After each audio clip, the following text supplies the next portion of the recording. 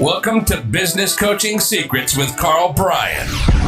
If you want to attract new high-end coaching clients, fill live events, and build a wildly profitable coaching practice where business owners pay, stay, and refer, you've come to the right place.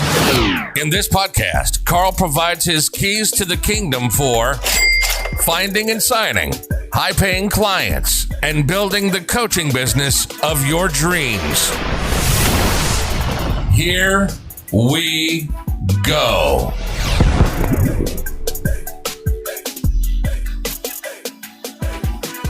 Hey, everybody. Welcome to another wonderful Monday morning, the pre-show before the big show with the big man on top of the big hill. I don't know where I'm going with this, Mr. Karl Bryan. How are you? Yo, doing great, buddy. Road dog, how goes it, my brother?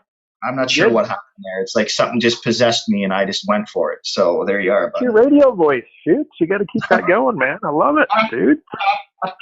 Listen, as a guy that grew up in Cochrane, I'm sure you went to your fair share of rodeos. They came to me. I didn't go to them. They came to me, man. So did you ever have great ambitions and dreams of being like one of those rodeo clowns, or like how? Sure, Tom. No, not a rodeo clown. Maybe possibly a bull rider, like our mutual bud Beebs. He's a professional bull rider. Really? Yeah, he's a professional bull rider. Oh yeah, man, for years. Dude, we got to make this happen. Because I think you would fit into a barrel perfectly, by the way. You're a goof. Okay, Fred, look, we got to get this show on the road here, buddy. Hey, by the way, I might give everybody the rundown. So, guys, those of you, especially anybody new to us and don't know the drill, this thing we started out as Monday Motivation, but it very quickly segued into the Business Coaching Secret podcast. And what's important on something like a podcast, people want to be educated, but they also want to be entertained. So my boy Road Dog and I kind of get together. We're beer drinking buddies, and we kind of do this thing. So don't expect prim. The goal here isn't to be prim and proper, and that's not the goal. The goal is to be a little bit entertaining, but most definitely and most importantly, educational. So hopefully we do that. But anybody new, just if you're wondering, what the heck's the King Karl Road Dog Show? What is this all about? What are these guys on about? Now you know. So Road Dog, same thing, man. I got some challenges here. We can't open up any lines, but we'll be back to that next week. But if you're good there, shoots. Anything you need to start with, you start with. But otherwise, if you got some questions for me, man, I'm ready to unload when you are, bud. Okay, well, let's just get this prep for the podcast shows. Just stand by for a second, folks. Hey, everybody. Welcome to another wonderful episode of Business Coaching Secrets with your boy Road Dog here, and the main man of the hour, the guy on top of the hill, the man, the myth, the legend himself, King Karl. How are you, big fella? I'm great, buddy. How are you, my man, Road Dog, my brother? What's happening? I am just living my best life, and hoping that you are doing the same. I'm hoping that the fishing trip was a success, and that you've definitely cut your hair at this point in the game. But I guess that's going to be a hard no. It's a hard no. It's a hard no. With locks like these and this kind of flow, I got my hockey hair back from 1985. I'm very happy with it. So we're riding it out, Road Dog. It's as if you're thinking that hair is going to help you in hockey camp or something, right? In training camp. But there is no training camp, shoots. You're too old. That ship has sailed. Well, and too old, too slow, too short, frankly. But that's all right. We can dream. So tell me, man, you got some some questions for us, bud? I sure do. All right, I'm going to come just firing right out of the gates here today, because this is a question that we get a lot, and I've heard this from a lot of coaches, man. It's when the client says, "Can you just do it for me?" Like, how in the heck are you dealing with that? I get it. It's a get used to it. Like you know, you're hearing it. Road Dog, you hear it. I hear it. They hear it. Everybody listening is hearing it. So here's a better way of wording this. Like like, are you personally the person who just wants it all done for you? Okay. Well, if you're that person, remember, life is a mirror, right? If you're a bad payer, you attract bad payers. If you're a great payer, you will attract great payers. And I know this sounds, I'm telling you, this is not my opinion. This is a universal principle, right? Again, you clean out your fridge. I clean out my fridge. Road Dog cleans out his fridge. He goes to it. He opens it up. He goes, oh my gosh, there's no food in here. In 30 days, it's full again, right? Same thing. You take your bank account and you empty your bank account. You have got a financial thermostat. Let's just call it $5,000. As an example, you take that $5,000. Don't spend all of it. Spend 4 of it. So you go back to $1,000. Guess what's going to happen in record time? Your financial thermostat will get you back to 5,000, right? So life is a mirror, effectively, right? You've got these thermostats and whatnot. So if you are the person who just wants everything done for them, you're going to be the same. It's empathy versus sympathy, right? So if I've got sympathy for you, like the way I like to explain this is that if we're on a boat and you're throwing up, me coming beside you and throwing up with you is sympathy, right? Empathy is I rub your back, bring you a blanket, bring you, a grab ball, a glass of water, and hang out with you and make sure you get to bed all right and that you don't throw up in your mouth and, whatever, you know what I mean? Like, I'm looking after you throughout the night. That's empathy. Like, man, I get it, but I'm there, but I'm not going to throw up with you, right? So when you're the one that just like you can't give away something you don't have, right? So, your attitude. If you don't have a great attitude, you can't give it away. If you don't have intestinal fortitude, you can't give it away, right? So I want you to be thinking, if you don't have marketing skills, you can't give them away. If you're not able to drive traffic on Facebook for yourself and for your other clients, you're not going to be able to give it to that person, right? So you can't give away something you don't have, right? So again, if you are the person who just wants everything done for them, I would dare say that's what's going to be happening. So, like, let's say I'm a personal trainer and you come to me and I go, okay, cool. It's going to be X. I give you my amount and you say, look, let's rock and roll. You're really, you're ready to get in shape, et cetera, et cetera, et cetera. Am I going to get on the treadmill for you? Right. And like, as I say that, am I going to jump down on the bench and lift the weights for you? Right. Like, you want me to be your hockey coach? Do you want me to go out there and do the laps and do the sprints and whatnot and stick handle the puck? Obviously not. So if you really think about it, it's kind of a crazy, you just can't buy into it. Right. So, Zig Ziglar has a famous story of, he used to sell pots and pans, and then he knew that the guy who he signed up, whether or not they were going to be successful at selling pots and pans, and the way he knew was the one who was going to be successful went and bought the pots and pans, right? Like, they personally sacrificed in and around, getting these pots and pans, and were able to, experience the benefits, because these were great pots and pans. And if a good pot and pan, you cook with, good pots. And I know, Road Dog, you're going to make fun of me, but anyway, so if you cook with good pots and pans, it's going to be easier, right? It's significantly that the food's better, the eggs split better. When you clean it, it's nice and easy, right? You got crap stuff. It's going to be challenging. So there you go. So basically that's, just doing it for me. You've got to, if you're attracting that too much, you're just not setting the guidelines. And I would dare say it's the sympathy versus empathy. You can't give away what you don't have. I think there's super, amazing amount of power in that. So there you go. That's my answer, Road Dog. That's my answer, buddy.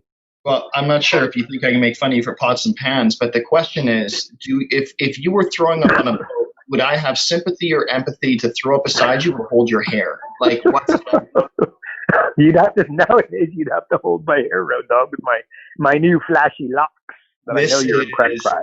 Seriously, like, we need to update the image of the podcasts. Like, it's insane. You're almost like the realtor, right? From like 20 years ago, you've got this picture of yourself. Anyways, hey, a bit off topic. I'm not sure if you want to handle this right now, because I've got a bit of a question for you. I'm not sure if this would be a separate one for another show, because I know we got a pile of questions here. But you always talk about that thermostat, right? And like, yep. It's said like $5,000, whatever it is, right? So how do you raise the temperature of the thermostat?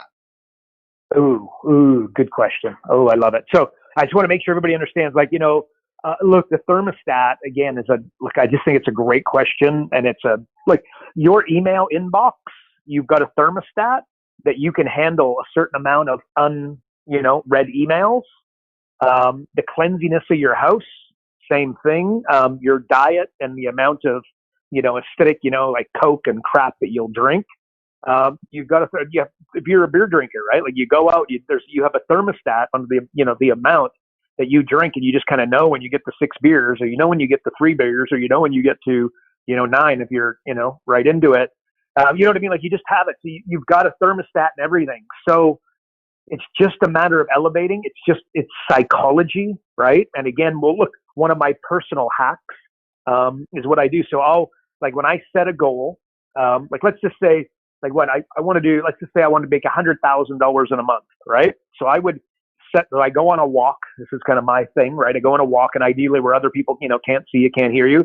But I say, I now command my subconscious mind to direct me to do whatever it takes to enter my goal. What did I say it was? Make 100,000 a month, right? So I say 100,000 a month starting now. So I now command my subconscious mind to direct me to do whatever it takes, make $100,000 a month starting now. And the starting now is critical, because I could decide that I was going to make 100 grand a month, and it might be $1 million a month, and it might be whatever number it's going to be for you.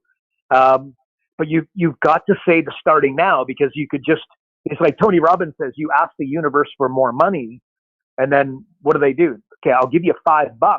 And guess what? You just got your goal, because you weren't definitive enough. You weren't clear enough with what it is that you want, right? So you've really got, and then that being said, very, very important with your thermostat, with anything that you're looking to achieve, you've always got to make it about, you're not going to, it's like by trying to make $100,000 a month. But again, there's not many,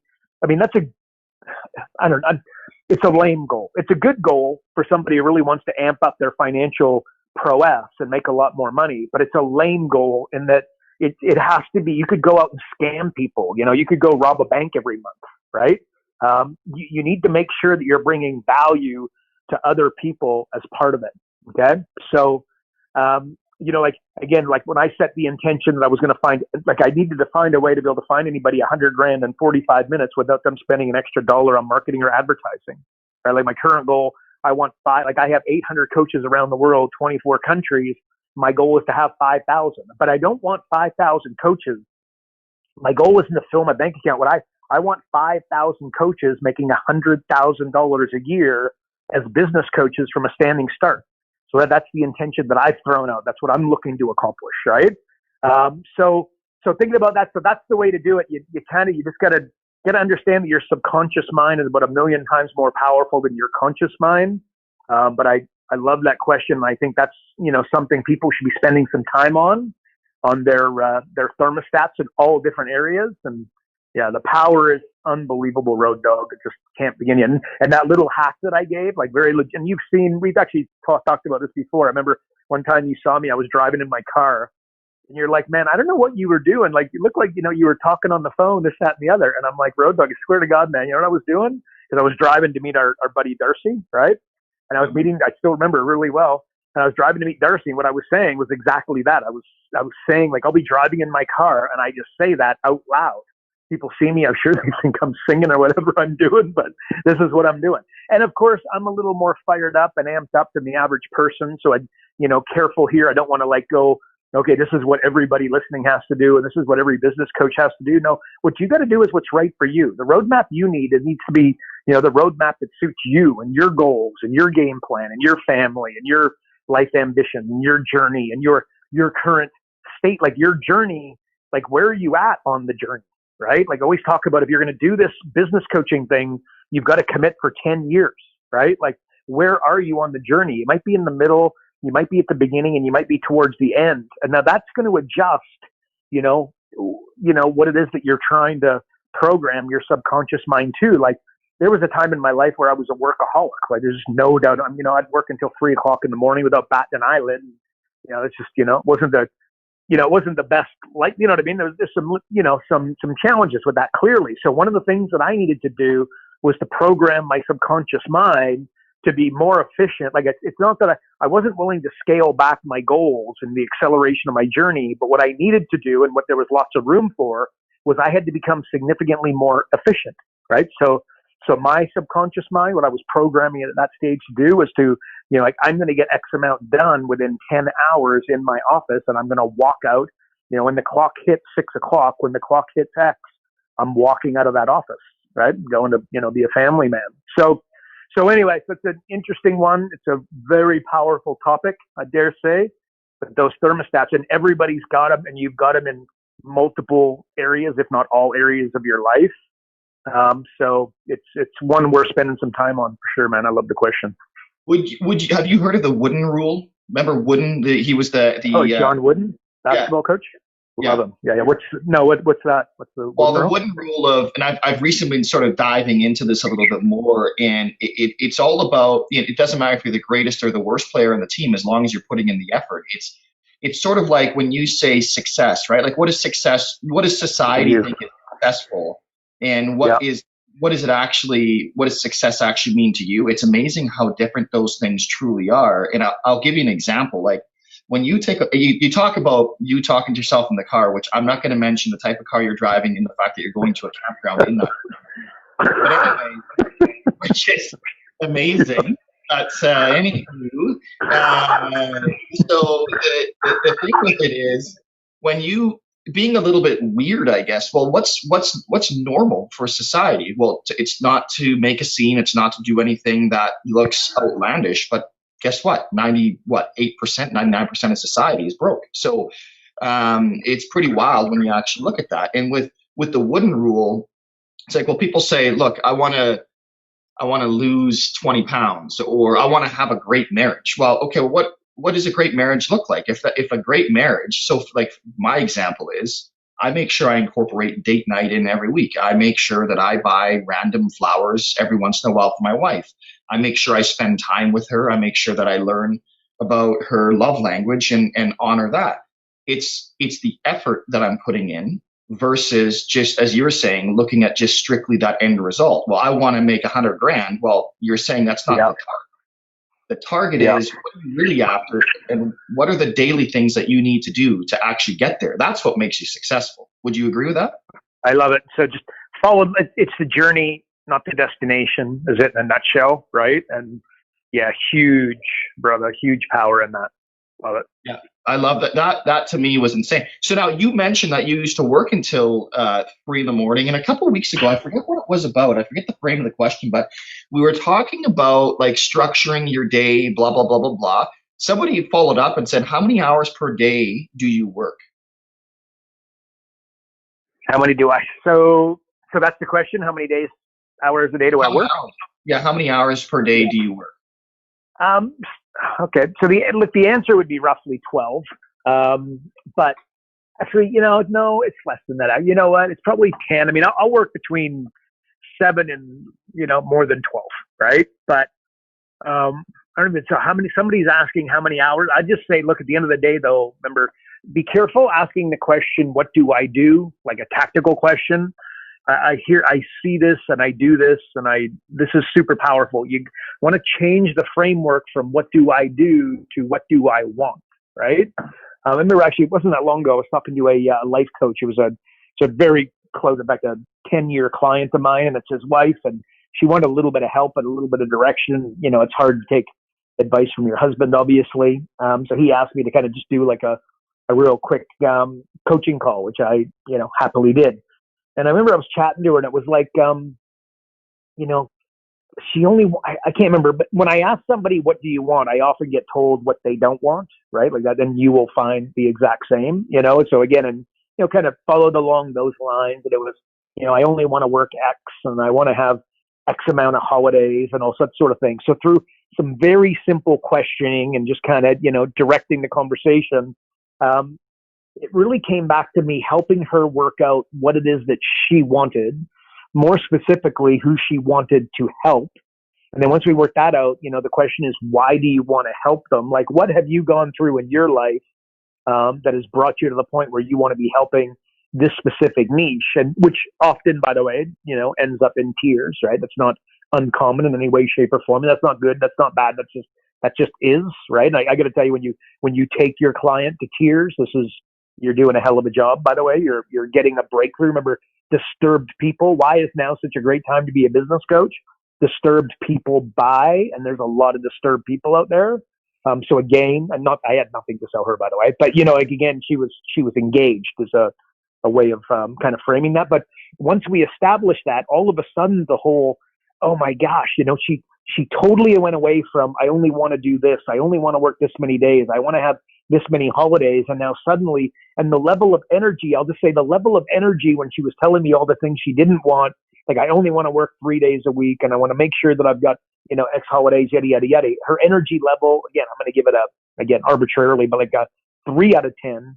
But when we started talking about the people she was going to help and the reason she was going to help them, what she'd been through in order to wanting to help them, her energy level went to a 10, if not above, right? Well, again, enormous, like the unbelievable power around that, right? So anyway, so that's, it's not whether I work 12 hours a day or I work 8 hours or I work 16, you know what I mean? Like, I just want to make sure that everybody, what the podcast is designed and what I want you guys to take away from me is that, ultimately this is about what you were just talking about, like your journey and getting where you want to go.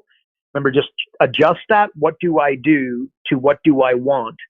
Don't expect the answer to just come to you like at the snap of a finger. Your first instinct, it might be right. More often than not, it's not going to be, and you got to dig a little bit deeper.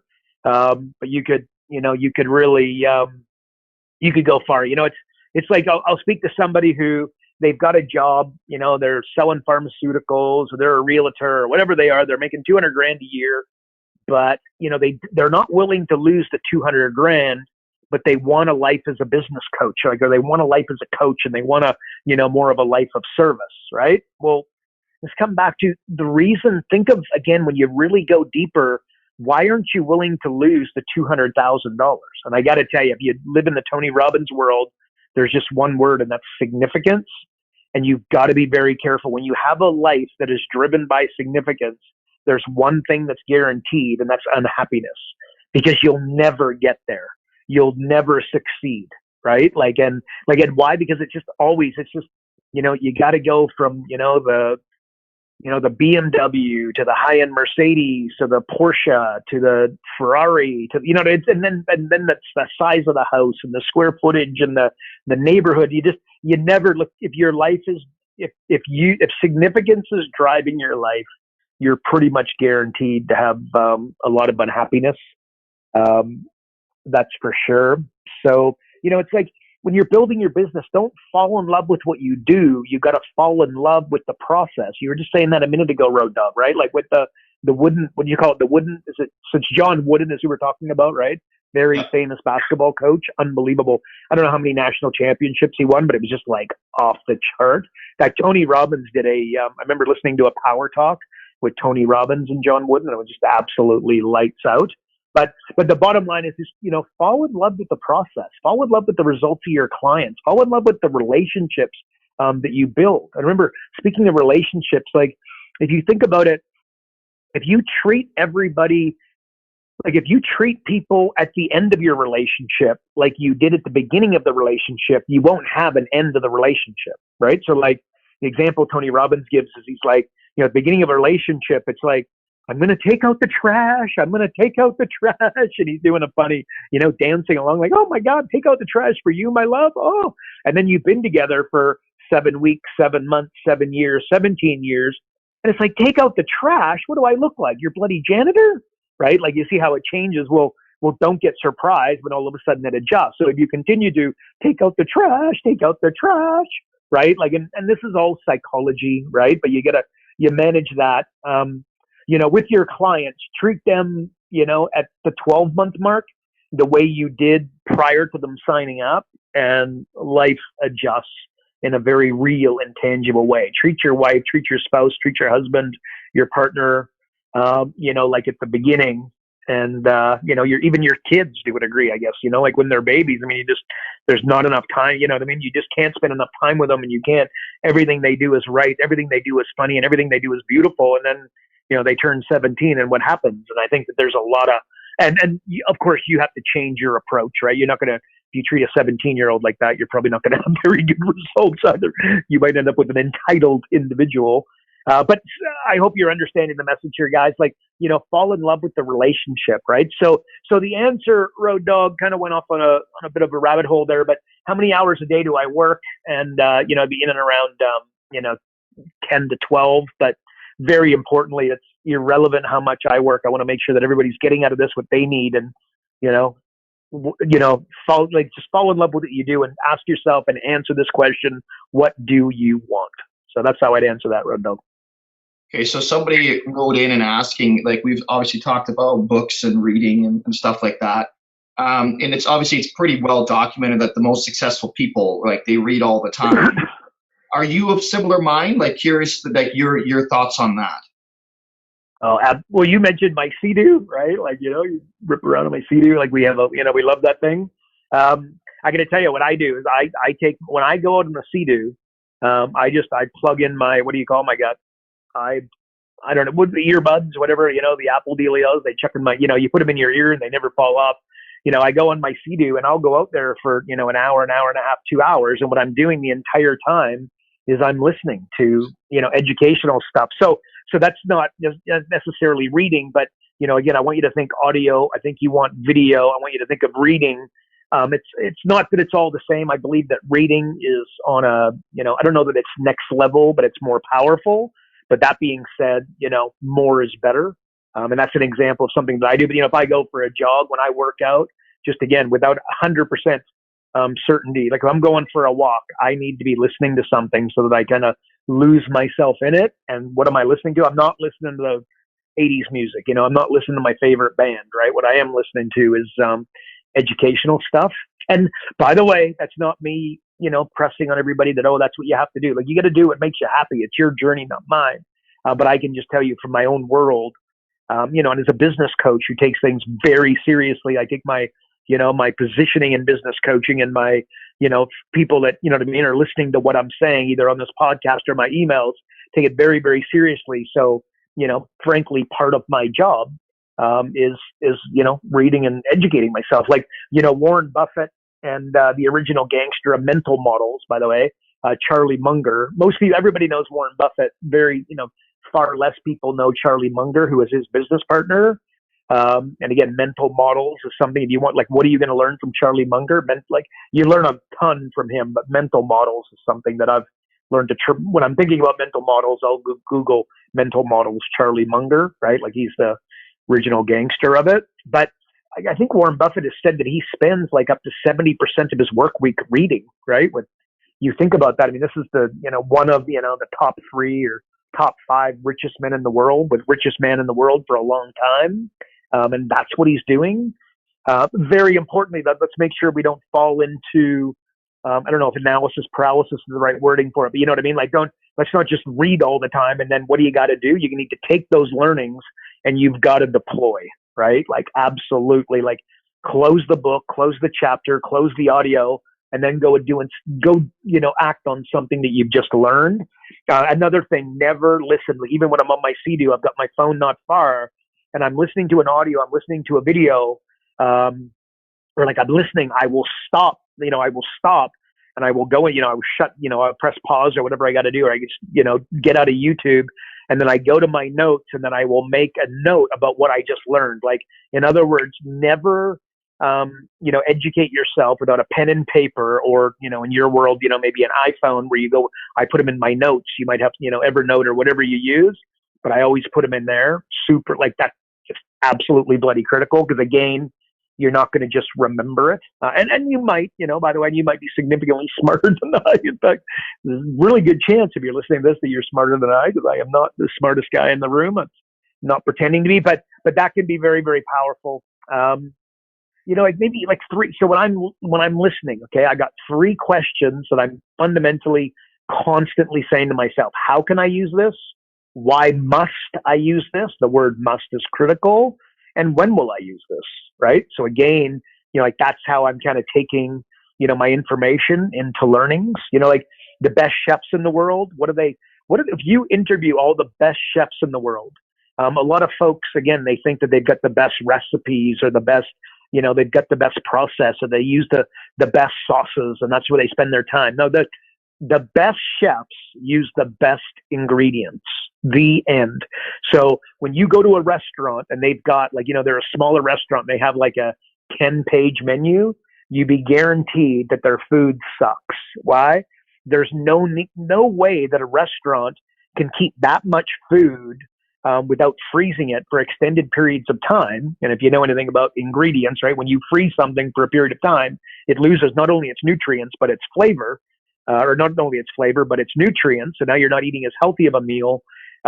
Absolutely crazy, right? So if you know somebody who owns a restaurant, you want to coach a restaurant, you got to make sure they got a small menu, and then they're spending their time on the ingredients, which, by the way, rare. Like as an example, like I was just saying a second ago, like again, audio, video, books. Like I study who I'm going to study. Like I don't just go and like, oh, okay, I'll listen to this guy because he pops up on YouTube or whatever. Like that's not the way I do it. I study who it is that I'm going to study, right? So, and again, I try, and I'm not perfect by any stretch, but like, farting around on social media and talking about whether, flat earth or whether Trump should or should not be the president of the United States of America, or he does or does not, lie, whatever. It doesn't, God, that's not where I'm spending my time. And please, and if that kind of stuff is triggering you at a high level, you really got to ask yourself some hard questions. Like you just can't let that happen. Right. So I don't know. And then, by the way, remember, life is a mirror. Also don't only be inspired, but become inspirational, right? Like, again, I write a daily email when I put something on Facebook as a rule, and I don't put a ton. I probably should put a little more on there, by the way. But like, again, I try to put something where, folks can be educated. When I'm scrolling through, very importantly, like when you're scrolling through your feed, your Facebook, Instagram, whatever your deal is, right? Social media wise, when you see a dum-dum, somebody again just driving you nuts and triggering you, at a minimum, put them on pause for 30 days, but it's a good chance you just delete them. You know what I mean? Like, it comes back to time management, right? Like, learn to ask yourself some questions, like powerful questions. Like I was saying, like, the power to say no. Growth is what you say yes to. Success is what you say no to. So saying yes to social media is saying no to success, right? So when I say no to feed, farting around and, deleting people off of my Facebook feed because they're talking about the fight they had with their wife. Like, again, I'm saying no to them. So I'm saying yes to success. Remember, growth is what you say yes to. Success is what you say no to. Again, I think that just so powerful. Like, should I post, about Trump online? You answer that question for me. Yes or no? Should I follow somebody who's constantly, like, who has a fight with their spouse and then posts it online, right? Like, who's doing this, right? Like, this is not somebody, like, should you be following that person? I dare say not. And remember, the world is a mirror. Very important, right? So, like, if you've got too much of that stuff in your life, then I got bad news for you. You need to do a little bit of a stock check, right?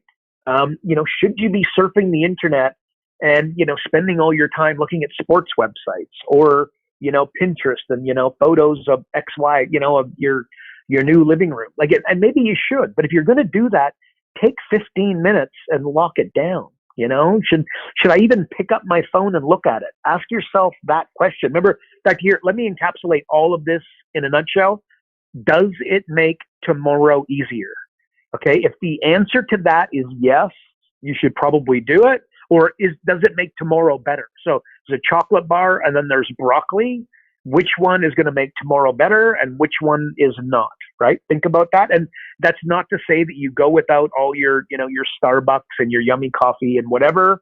But it is to say that you should, spend a little bit of time being intelligent about, it's like editing this podcast, right? Like one of the things, like when we promote it, right, Road Dog, like it's all about, unedited, uncensored. It's not like we're sitting here and like stopping and starting and doing edits and doing cuts. And no doubt folks that have listened to us for a while, and there's a lot of folks that have, they know that, look, you basically asked the first question and we don't stop until we get to the last one, right? So like, should we spend all our time editing the damn, the podcast is going to make it that much better? And I would dare say that if we did get an editor on it, we might be able to, do a little, you know what I mean? Like it might make it a little bit more seamless or whatever, but like, would it add that much more value? And then there's a debate to say that, by doing it this way, we add more value in a roundabout way. Like I write out, a daily email, right? Like when I write an email for tomorrow today, does it make tomorrow easier? And the answer is absolutely. Like if you, we talked about this not long ago, but like big rocks, right? So like if you've got a huge pot and you put little rocks and then the medium rocks and then the big rocks, well, the big rocks don't fit. Okay. Take the big rocks, put them in, and then the medium rocks and then the little rocks. And guess what? They all fit. What's the moral of the story? What's the lesson there? You've got to move your big rocks in the morning. So like working out, when do you do it? You do it in the morning and you get it out of the way. You've got a specific project. You've got a book that you're looking to read. You've got some learnings that, you just need to take on. Like you've got a meeting with the client and they've been talking about, you're going to help them, build a bit of a hybrid between virtual and hard office, right? And you need to help and guide them. Well, spend an hour. We'll do that in the morning. More to the point, and very importantly, prospecting. You need to reach out to 100 people. You need to make 10 phone calls before 10 a.m. Again, there's a reason why it's 10 phone calls before 10 a.m. No doubt you've followed me. You've heard me say that before. 10 before 10. It's very hard to do, by the way, and it's 10 times harder to do after you've done it for a short period of time. But that's what it takes to become successful. Like, is it going to make tomorrow easier? And the answer is absolutely. So, like one of the things that I do, I remember I used to always study millionaires, right? And I remember I made a jump and I went, oh my gosh, like what am I doing? Like I'm studying millionaires. Why don't I start studying billionaires, right? And all of a sudden, again, it was, the Jeff Bezos and the Warren Buffetts, et cetera, started studying all of them. And I got to tell you, like, spending 30 minutes in the morning reading something, like Letters to Shareholders by Google, by Amazon, by, Berkshire Hathaway, which is Warren Buffett's company, like, is that a good use of my time? And the answer is absolutely. And by the way, when you do that in the morning, like when you work out, no doubt you guys have experienced this, but when you work out in the morning versus work out later in the day, it has a significant bearing on your day. Like your day is significantly better when you do it in the morning. And there's a reason why. It's got a lot to do with, the oxygen and whatnot you've now got flowing through your body. But yeah, so does it make tomorrow easier is the magic question there. And I'm going to tell you, I think very few are asking it. And I think that it's one folks should be spending some time on. So there you go, Road Dog. That's my answer, buddy. I think we need to ask ourselves that one if we're going out for beers midweek. Will it if we're going out for beers midweek, will it make tomorrow easier for us to order that next round? I don't know. I'm going to say probably not. That's just that would be a good. That would make sense to ask that question, my brother. That would make sense, buddy. You were talking there about you go. You were talking about social media. I just want to quickly point out. I got this from one of my coaches, mentors, whatever. Like for those of us that love Instagram, like myself, when's the last time you were scrolling on your Instagram and it says, and this is something that a lot of people have never even seen. It says you're all caught up.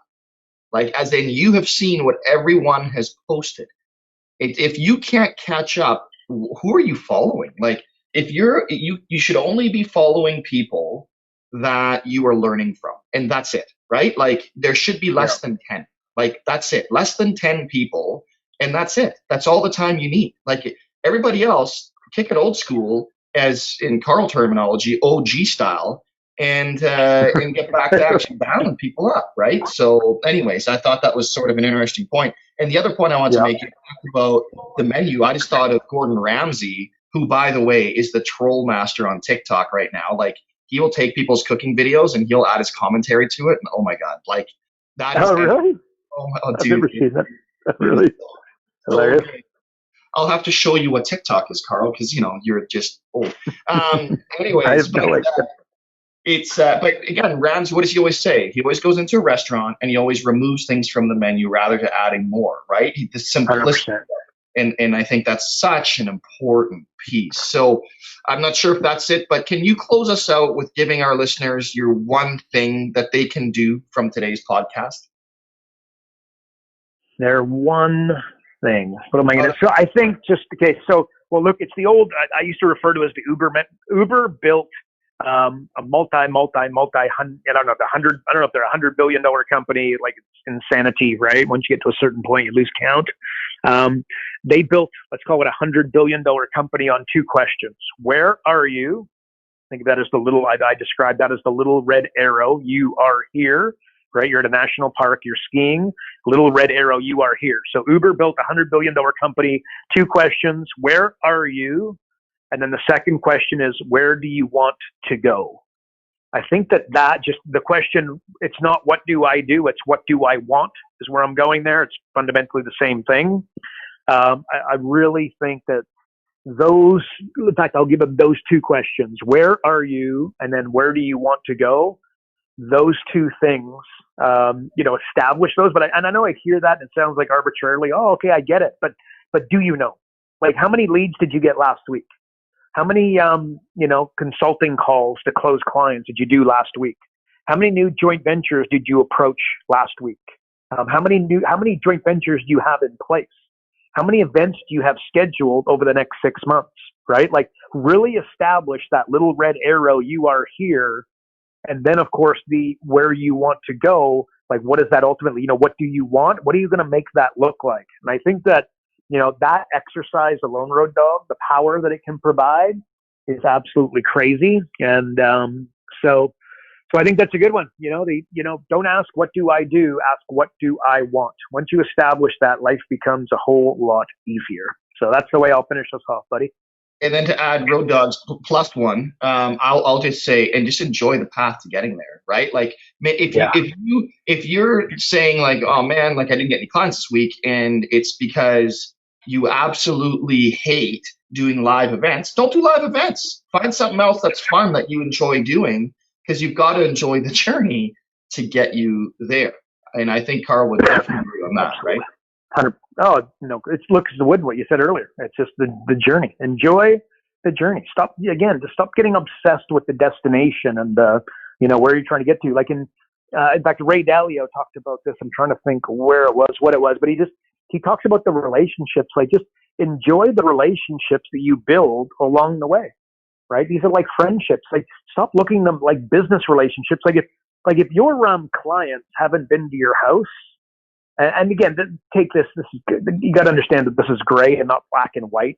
But that being said, like, if you don't have a relationship with your clients where they would literally come over to your house, then you really want to have a look at your business model and your deliverable, and maybe just the way that you're looking at your business, right? That's just something to, really think about. And by the way, you just, the Frank Kerns and whatnot of the world. I mean, it's a part of what they do. They literally invite you to their house for their mastermind. So there you go. But yeah, just, like in the relationships, man, it's the journey, right? So yeah, I really like that. Don't build a business where you cringe at your call display. No, that would be a bad idea. Bad idea. There you go. Okay, everybody, thanks for tuning in to another great episode. Obviously, clearly, we were here of Business Coaching Secrets with the man on top of the hill, my boy King Karl. If you're not getting Karl's daily emails, you got to really question yourself. Like, what am I doing, right? Like, really? But anyways, if you want more information on how to build your coaching company, visit focused.com and subscribe today. Also, if you enjoy this podcast, please share it with an existing coach or someone that you think would make a great coach, someone that loves Tony Robbins, or just a great salesperson, just a highly motivated type. And of course, we always appreciate your feedback. And again, if you could rate it, that would be fantastic, as we know that iTunes and Spotify give an insane amount of weight towards reviews. So please leave us a review if you like what you heard. Well, that is it, folks, for another week. And remember, progress equals happiness. Take care, everybody.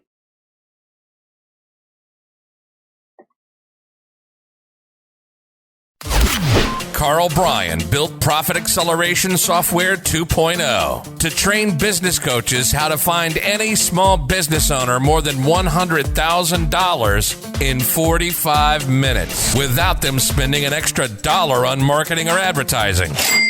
This becomes a business coach's superpower. So as a business coach, you'll never again have to worry about working with business owners that can't afford your high-end coaching fees.